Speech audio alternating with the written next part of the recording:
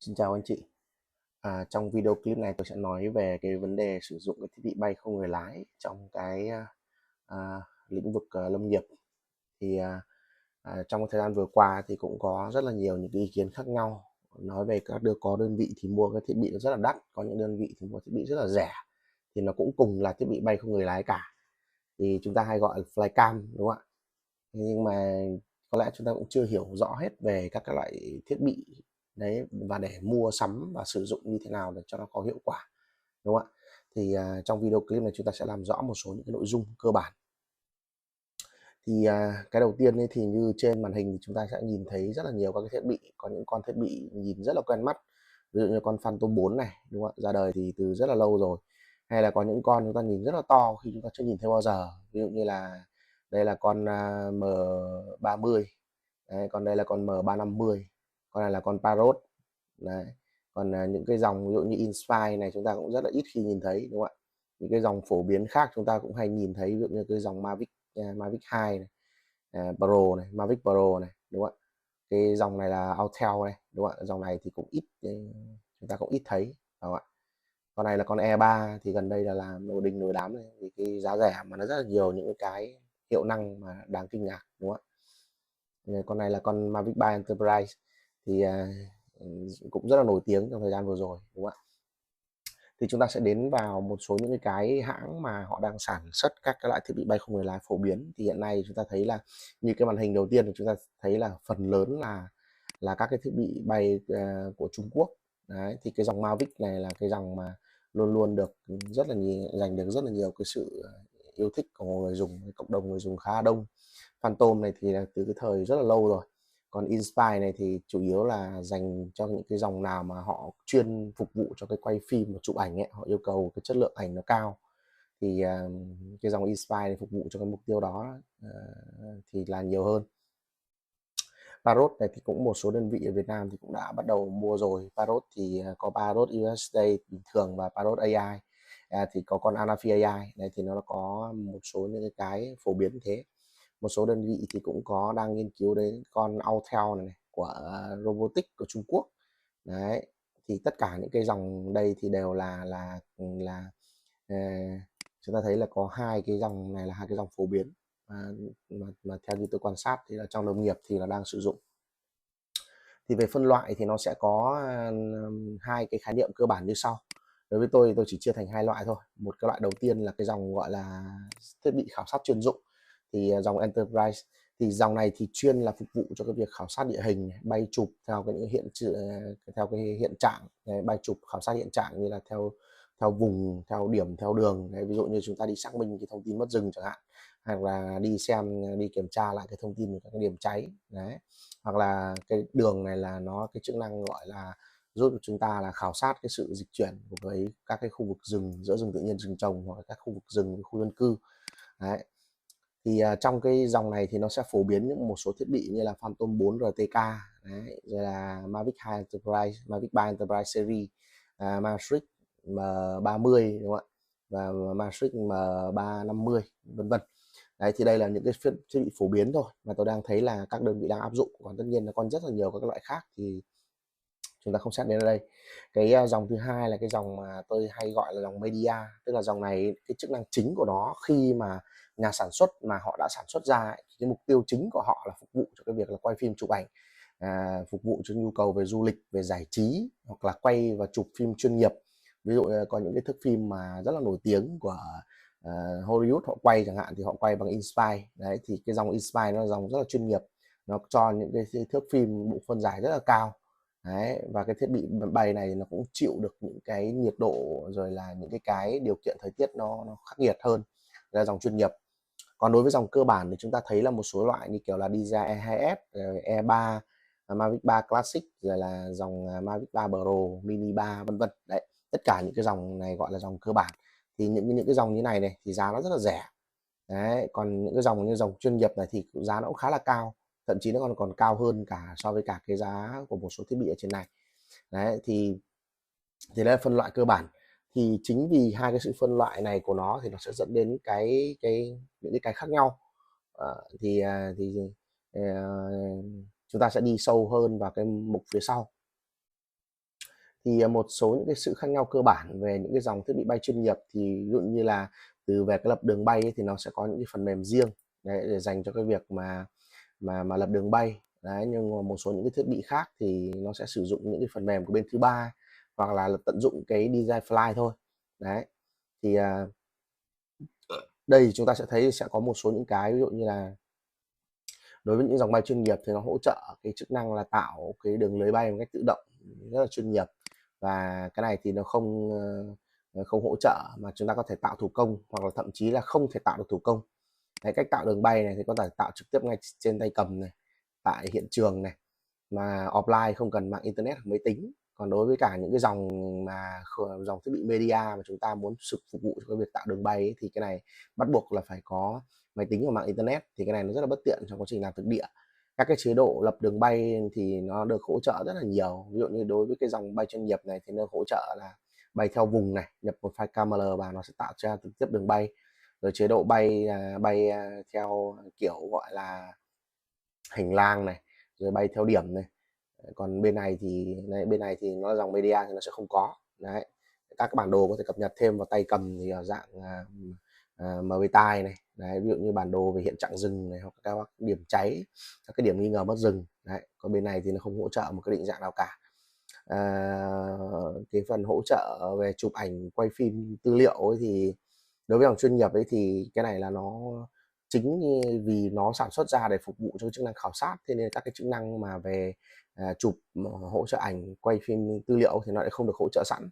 Trên dòng media thì nó có sẵn các cái chế độ về quick shot rồi master shot, thì nó dễ hơn cho mọi người làm phim tư liệu. Thế nhưng mà đối với mục tiêu của chúng ta, nếu mà chúng ta phục vụ cho việc khảo sát thì ta không cần những chức năng đó, hoặc chúng ta vẫn có thể tạo được bằng cái kỹ năng bay của mình. Về giá cả thì chắc chắn là dòng bay chuyên nghiệp này thì giá nó sẽ cao hơn rất là nhiều, còn media thì nó tùy, nhưng mà thường là các cái dòng đấy là đều là các cái dòng bay giá rẻ. Về xin phép bay thì các cái dòng bay chuyên nghiệp này thì thường chúng ta sẽ mua qua những con đường chính thống, có hóa đơn, COCP, tất cả các cái thủ tục đầy đủ, cho nên cái việc xin phép bay nó rất là dễ dàng.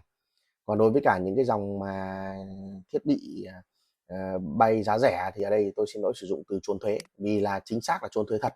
Là cái này là chúng ta khảo giá trên thị trường thì chúng ta thấy ví dụ như nó chỉ bán có khoảng ví dụ như con E3 giá thị trường bây giờ nó khoảng 30 triệu, 30 triệu cho cái bản Mao Combo, hoặc là có thể là rẻ hơn một chút, có một số bây giờ đang rẻ hơn một chút khoảng 26 27 triệu đấy. Thì đợt trong năm thì vẫn đang 30, hơn 30 đấy. Thế thì nhưng mà đấy là cái giá, rõ ràng là nếu mọi người so sánh cái giá đó với cả cái giá mà nhà sản xuất họ công bố ấy, nó còn thấp hơn cả giá của nhà sản xuất đang công bố. Thế thì như vậy thì họ nhập khẩu vào kiểu gì? Thì rõ ràng đây là nhập theo kiểu xách tay, hoặc là khai báo ở một cái dạng hàng hóa nào đó, để khi mà nhập vào Việt Nam ấy thì là hoàn toàn là không chịu cái thuế này. Thế nên là khi mà chúng ta mua ấy, thì người ta sẽ hỏi, khi mình hỏi, người ta vẫn nói là có hóa đơn, nhưng mà họ không xuất hóa đơn gọi là drone, không xuất hóa đơn máy bay không người lái hoặc là flycam, mà họ lại xuất là hóa đơn camera đấy. Thế thì như vậy là cái hóa đơn này là hoàn toàn là, nếu mà bên thuế mà người ta vào ấy là người ta sẽ xuất toán, vì rõ ràng là cái hóa đơn cái nó không đúng chủng loại và cái thiết bị mà chúng ta đang mua đấy. Thế thì cái này nó rất là rủi ro. Thì cái này thì chúng ta nên cân nhắc khi mà mua các dòng thiết bị media này, thì cũng phải tìm cái địa điểm họ bán cái thiết bị, nó phải có cái hóa đơn đàng hoàng để giúp cho chúng ta cái việc xin phép bay. Nếu mà xin phép bay mà chúng ta mà không cung cấp đủ cái thông tin về cái hàng hóa, về cái hóa đơn khi mà mua hàng ấy, thì cũng rất khó khăn cho cái việc mà xin phép bay. Mà cái này thường là sẽ không xin phép bay được đối với cả những cái thiết bị mà dòng media giá rẻ mà mua theo cái kiểu trốn thuế này. Áp dụng ấy thì ở đây thì chúng ta thấy là cái việc mà kiểm tra cái hiện trạng và xác minh thông tin này thì đối với dòng thiết bị chuyên nghiệp thì nó rất là rõ ràng. Đấy, thì nó phục vụ rất là nhiều chức năng như chúng ta nhìn thấy đây, đúng không ạ? Còn như cái này thì chủ yếu phục vụ cho cái việc gọi là đi du lịch, quay phim, chụp tư liệu đấy, gọi là bay chơi thôi. Thì tôi tổng kết lại một số những cái kinh nghiệm khi mà mua thiết bị, thì có thể là chúng ta sẽ nên tham khảo một số những cái loại như sau. Đầu tiên thì chúng ta chia thành hai cái loại cơ bản đi. Một là dòng media giá rẻ dưới 100 triệu. Cái dòng thứ hai là dòng thiết bị bay chuyên nghiệp trên 100 triệu. Mà thực ra cái này ấy, nếu mà để bay tốt ấy, thì thường chúng ta phải trên 150 triệu trở lên thì nó mới đảm bảo. Vì khi chúng ta mua cái bản bay ấy, thì nó chỉ có một máy, một pin và một tay cầm điều khiển, thì như thế thì nó rất là thiệt thòi. Thường là chúng ta là nên sẽ mua thêm các cái phụ kiện khác như là ba pin, các cái bộ sạc, rồi các cái thiết bị phụ kiện khác. Đấy thì nó phải tầm đó thì là dùng nó mới đảm bảo. Thì ngoài ra thì có những cái phụ kiện như kiểu là loa, rồi pin, rồi là đèn, rồi các thứ đấy, vân vân. Thì các cái loại thiết bị tham khảo như thế này, nếu mà đối với chúng ta trong lĩnh vực lâm nghiệp thì có thể tham khảo một số những cái thiết bị như sau. Đối với dòng giá rẻ thì quý vị có thể tham khảo các cái dòng thiết bị này.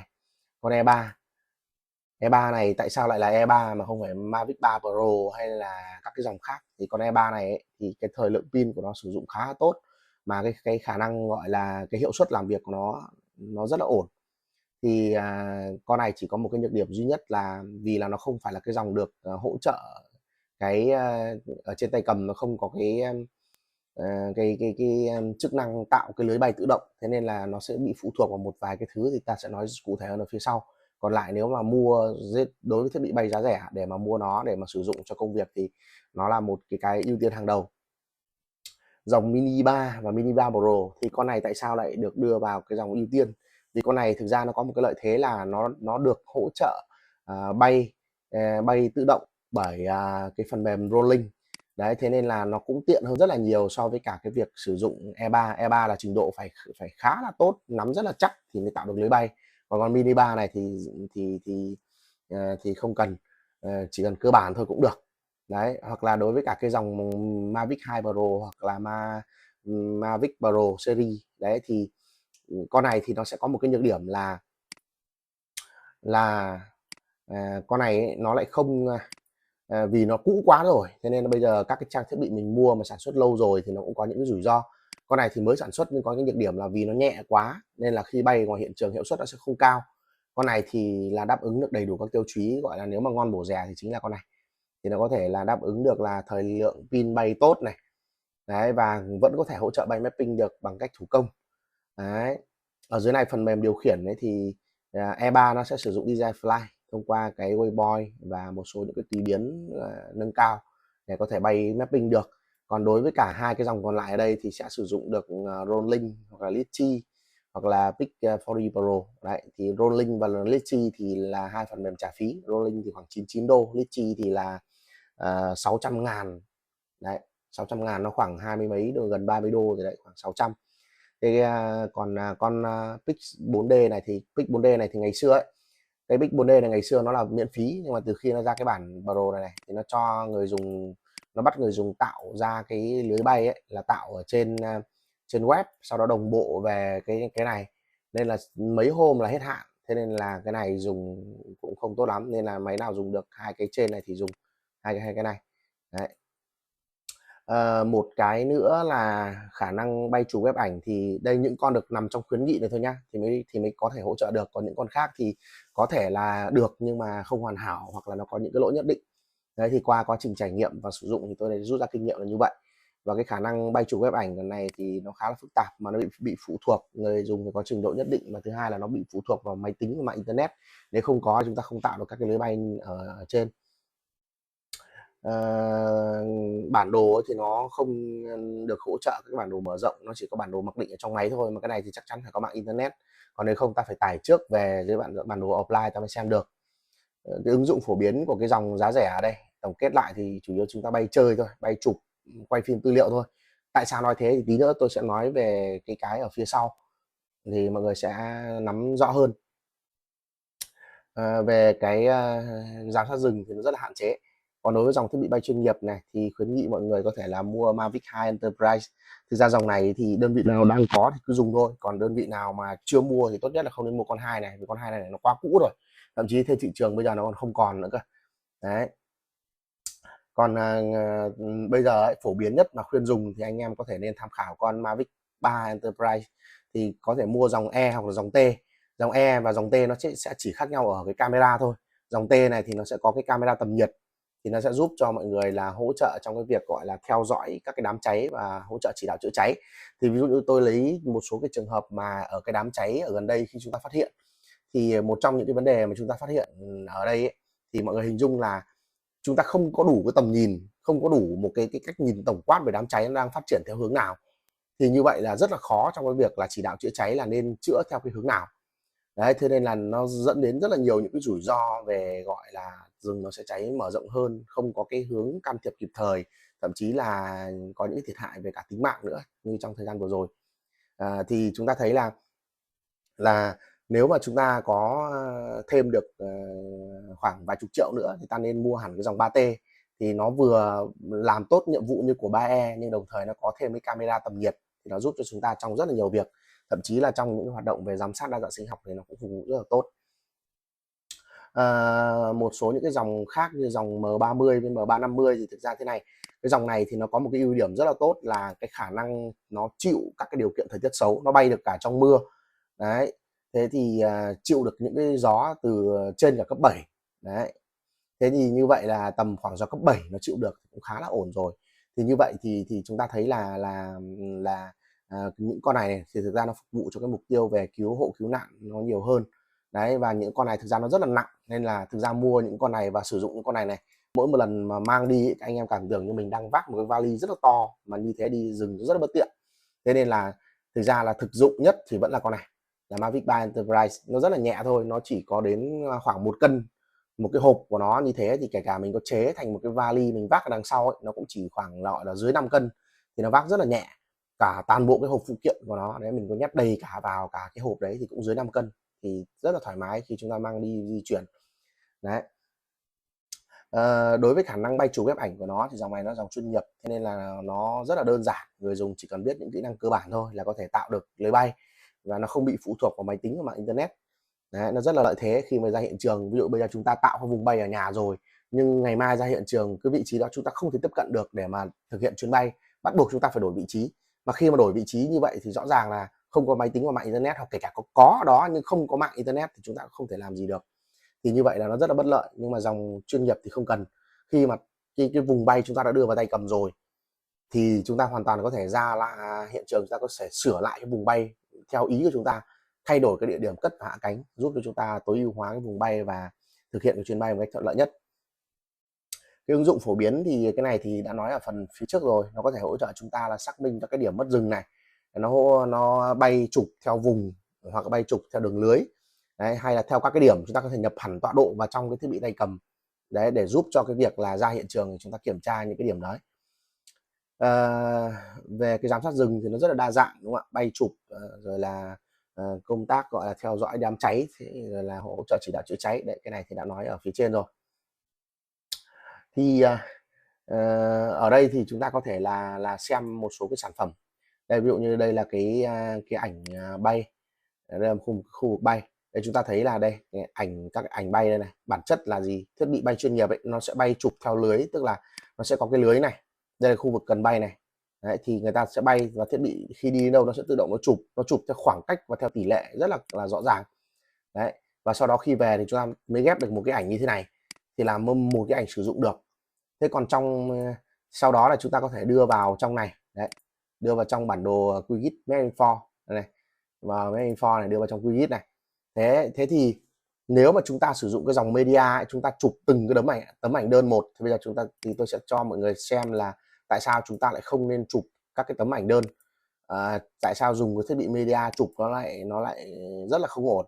Thì đây chúng ta thấy là đây là một cái tấm ảnh đơn, khi mà bắn lên bản đồ thì chúng ta thấy đây là cái hình thù của nó, đúng không ạ? Nó chỉ là một cái miếng rất là bé ở đây, nhưng mà trên thực tế khi mà một tấm ảnh ghép vào rồi đây, chúng ta thấy nó rất là to. Thì tôi đã thử đo về cái tỷ lệ này, thì tôi thấy là nếu chụp ảnh đơn thì chỗ này nó chỉ có 1 hecta thôi, nhưng trên thực tế là khi tôi đã bay chụp ghép ảnh thì cái miếng này nó rộng tới 4 hecta. Tức là như vậy là gì ạ? Là cái ảnh đơn này bản chất là chúng ta chỉ tham khảo sơ bộ thôi, về cái mặt là xem cái hiện trạng ở khu vực này nó thay đổi như thế nào, nhưng nếu chúng ta chồng xếp lên để chúng ta tính diện tích ấy, thì cái diện tích này nó không đúng. Đấy, thế thì bắt buộc chúng ta phải là gì ạ? Bắt buộc là chúng ta phải bay chụp ghép ảnh, mà bay chụp ghép ảnh là chỉ có ở trên những dòng chuyên nghiệp thôi, còn những dòng media thì là tận dụng. Đấy, thì tí nữa tôi sẽ nói về cái bản chất của cái sự tận dụng này và làm cách nào để có thể tận dụng được. Rồi, ok. Đấy, thì như mọi người thấy ở đây thì khi chúng ta mà bay chụp mà ghép ảnh mà chúng ta cho được lên như thế này rồi ấy, thì chúng ta mới thấy là Đây cái ảnh này đây chúng ta có thể đối chiếu với cả cái Google Earth này để chúng ta kiểm tra kiểm chứng về cái đây. Đây ví dụ như đây chúng ta có thể xem này cái biến động đúng không ạ. Đây ví dụ như đây, ví dụ như đây là có thể mọi người có đây là cái ảnh mà của thời gian trước và ảnh thời gian sau đúng không ạ. Ảnh ở thời gian trước thì rõ ràng là gì ạ, chỗ này là vẫn đang còn rừng ví dụ thế đúng không ạ, nhưng mà sau đó là người ta khai thác rồi đúng không. Đây này cái miếng này đúng không ạ, đây người ta mới khai thác miếng này và miếng này đúng không ạ. Đấy thì đây là những cái biến động này đúng không ạ. Đấy hoặc là ví dụ như cái chỗ này này giai đoạn trước là đang là trắng này, nhưng mà giai đoạn sau người ta đã trồng rồi, bây giờ nó lên thành rừng rồi. Đấy thì đây là mới là những cái mà phục vụ cho chúng ta trong cái việc gọi là theo dõi giám sát rừng được. Tiếp theo tôi quay lại cái slide này một chút để tôi nói về cái việc gọi là nếu mà đơn vị nào mà đã mua thiết bị bay cái dòng giá rẻ rồi, bây giờ mà chúng ta muốn tận dụng cái điều này để chúng ta bay chụp ghép ảnh thì chúng ta làm nào. Thì cái bản chất của cái việc ghép ảnh nó là cái sự trồng đè. Thì đối với cái phần mềm Arishop ấy thì nó khuyến nghị là chúng ta trồng đè theo hai chiều hai lưới cạnh nhau, size overlap là 70 và giữa hai cái ảnh cạnh nhau thì là 80%. Đấy thì chỉ cần chúng ta nắm vững về cái nguyên tắc này ấy, thì bản chất là chúng ta có thể ra ngoài hiện trường, chúng ta chỉ cần đảm bảo là cái sự trồng đè này nó lớn hơn hai cái giá trị này. Đấy thì là được. Thế tôi giải thích là cái trồng đè frontal overlap là gì, tức là giữa hai cái ảnh chụp liên tiếp nhau ở trên cùng một cái lưới bay, ở trên cùng một cái tuyến bay này thì nó gọi là frontal. Thì cái phần frontal này ấy, thì nó phải đảm bảo là chồng đè lên là 80. Đấy và còn hai cái bên này ấy, nó chồng đè lên nhau là gì ạ, là 70. Thế thì cái việc chồng đè này ấy, thì nghĩa là gì, tức là ví dụ như một cái tấm ảnh, ví dụ như tôi chụp một cái tấm ảnh tại cái vị trí này thì cái ảnh của nó ấy, bản chất cái ảnh của nó ấy, nó rất là rộng, nó rất là rộng. Đây ví dụ như một cái ảnh tôi chụp tại cái vị trí này nó rất là rộng, đây nó có thể phủ được như thế này. Thế thì theo như mọi người cứ suy nghĩ thì bình thường tại sao tôi lại không chụp như thế này, đúng không ạ, tôi lại không chụp như thế này. Vì sao ạ, vì chụp như thế này thì nó lại quay lại cái trường hợp vừa rồi ta nhìn thấy ở trên Quivis đúng không ạ. Đây ta lại quay lại cái trường hợp này, nếu mà ta làm như vậy thì nó lại dẫn đến cái hiện tượng là nó như cái trường hợp vừa rồi là chúng ta thấy là gì ạ, cái vị trí thực tế của cái ảnh này đây nó là ở đây, nó chỉ thu được cái hình bé tí ở trong thôi, nhưng mà khi mà chụp chồng đè ghép lên ấy thì rõ ràng là cái diện tích thực tế của nó còn to hơn rất là nhiều, đúng không ạ. Thế thì như vậy là ở đây chúng ta sẽ không thể ghép như thế này được, mà chúng ta sẽ phải ghép như thế nào ạ, đây ta sẽ phải có cái chồng đè theo chiều ngang đấy và cái chồng đè theo chiều thẳng đứng, đúng không ạ. Đây thì cái ảnh ấy, về sau nó sẽ phải ghép như thế này, nó sẽ phải ghép lên như này. Đấy thì tức là giữa tâm của cái ảnh này và ảnh này, đấy thì tôi lấy ví dụ như thế này, đúng không ạ. Thì giữa hai cái thằng này nó chồng đè lên nhau ấy, cái khoảng cách này nó phải bằng 80, còn hai cái thằng này nó sẽ bằng 70. Đấy thế thì làm thế nào để tính ra được cái này, thì nếu mà dòng bay chuyên nghiệp ấy thì nó tự động nó tính cho mọi người cái này, chỉ cần thiết lập trần bay là tự động nó tính cái lưới. Chứ còn nếu mà chúng ta không có cái dòng bay chuyên nghiệp ấy, thì chúng ta sẽ phải tự tính ra cái lưới này. Thì đây là cái công thức mà tôi lấy từ cái tài liệu của JICA, dự án NRM, thì họ có viết rất là rõ về cách tính. Đây bản chất nó là gọi là gì ạ, họ tính cái diện tích của cái đường tròn tiếp tuyến này, của cái hình chữ nhật này, đúng không ạ, của cái hình chữ nhật này. Thì đây họ tính ra là chiều dài và chiều rộng đấy, để họ tính ra là cái độ phủ đấy. Thì đây tôi cũng đã tính sẵn ra cái công thức ở đây rồi, thì nó cũng dựa trên nguyên tắc là các cái chỉ số ở trên cái thiết bị thôi để tính ra cái khoảng cách ra theo chiều dọc và khoảng cách theo chiều ngang. Thì khoảng cách theo chiều dọc và khoảng cách theo chiều ngang thì nó sẽ tương ứng với cả size và frontal. Đây thì đây chính là frontal, còn đây là size. Đấy thì mọi người có thể tham khảo cái này. Thì đối với thiết bị bay gọi là DJI E3 thì tôi đã tự tính ra cho mọi người có thể tham khảo cái này. Nếu mà với cái độ cao là 100m thì size, tức là hai cái đường lưới này nó sẽ cách nhau là 45m. Đấy và tốc độ bay tối đa là 4m/giây. Còn ví dụ như mọi người bay từ 300 trở lên thì khoảng cách giữa hai cái size này nó là sẽ 130, khoảng cách giữa hai cái đường nó là 130 và tốc độ bay là được tối đa chính là 12m/giây. Và khi thiết lập chế độ chụp thì ta sẽ chụp 5m/giây trên một ảnh. Đấy thì đây là cái khái niệm về gọi là độ phủ và giữa hai cái tấm ảnh và cái độ cao tốc độ bay. Đấy thì Đấy là toàn bộ cái phần lý thuyết về ờ, tận dụng các cái thiết bị dòng bay giá rẻ để mà chúng ta có thể là ờ, thực hiện bay được. Còn đối với cái dòng bay chuyên nghiệp ấy thì chúng ta thấy là nó sẽ có rất là nhiều cái thứ. Chúng ta có thể là đưa cả cái bản đồ hiện trạng rừng vào trong tay cầm. Đây chúng ta có thể thấy là cái việc à, tạo cái vùng bay này, tạo trực tiếp ở trên tay cầm luôn. Ta không cần kết nối với cả thiết bị bay, cũng không cần mạng internet hay không cần bất kỳ cái điều gì. Đây ta chuyển được cả cái lớp bản đồ hiện trạng vào trong cái tay cầm để chúng ta có thể ừ, theo dõi trong cái quá trình bay luôn, đúng không ạ? Ngoài ra thì có thể nhập tọa độ vào để bay tới, rồi là chế độ bay hành lang vân vân. Đấy thì trên dòng máy thiết bị bay chuyên nghiệp nó rất là hiện đại như vậy. Hoặc là đây chúng ta có thể thấy đây là các cái chức năng mà tôi có thể giới thiệu về các cái chức năng khi mà chúng ta tạo cái vùng bay. Chúng ta có thể là khi mà đang ở ngoài hiện trường, chúng ta có thể tạo được cái vùng bay ngay ở trên trời luôn. Ví dụ như khi ra hiện trường chúng ta bay lên đây, ví dụ như chúng ta bay lên, ta thấy cái khu vực mà nó bị tác động là chính là cái vùng này, ta có thể tạo luôn trực tiếp cái vùng bay ở trên trời, thiết bị bay dừng lại để chúng ta tạo luôn. Sau khi tạo xong thì cái nhiệm vụ bay này nó sẽ được thực hiện.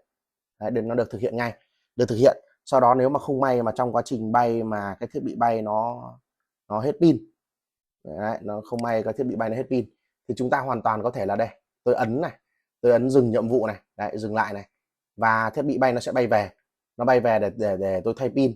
Và sau khi mà thay pin xong thì thiết bị lại tiếp tục khởi động lên và di chuyển. Đây là pin là 35% này, tôi về tôi thay pin này, thay pin xong. Đấy, thì thay pin xong thiết bị nó lại tiếp tục nó lên đường, nó làm nhiệm vụ này. Đấy, đây này, lại tiếp tục nó bay từ đây và để nó làm thành nhiệm vụ. Như vậy kể cả chúng ta có bay một cái vùng rất là rộng lớn thì cái thiết bị bay này nó vẫn là hoàn toàn đáp ứng được cái việc hết pin nó quay về, thay pin xong nó lại bay tiếp. Đấy, nó rất là đảm bảo về cái mặt an toàn và hoàn toàn nó tự động. Đến đây là người dùng không cần phải điều khiển, tất cả mọi thứ này nó đều là tự động hết. Thì khi mà bay trong cái việc mà chúng ta đi làm các cái nhiệm vụ ngoài hiện trường, phục vụ cho những công tác ở hiện trường của nhà nước ấy, thì rõ ràng là cái việc gọi là các cái thiết bị này nó phải đảm bảo thì chúng ta mới có thể làm việc được, đúng không ạ? Thì rất là hy vọng là các đơn vị sẽ có thể là mua được những cái thiết bị tốt đấy, để phục vụ cho công việc. Còn đơn vị nào mà đã mua những cái thiết bị dòng bay giá rẻ rồi thì cũng có thể thông qua cái video này học hỏi được một vài kinh nghiệm và có thể vận dụng được trong cái việc là khai thác và sử dụng cái thiết bị bay của chúng ta một cách hiệu quả, có những chuyến bay thành công, an toàn, giám sát rừng thật là tốt, kiểm soát, chỉ đạo chữa cháy thật là kịp thời, hạn chế những cái về thiệt hại về mất rừng, cũng như là những cái thiệt hại về con người, không để xảy ra những tình trạng đáng tiếc như vừa rồi. Rồi, xin cảm ơn các anh chị đã theo dõi video clip.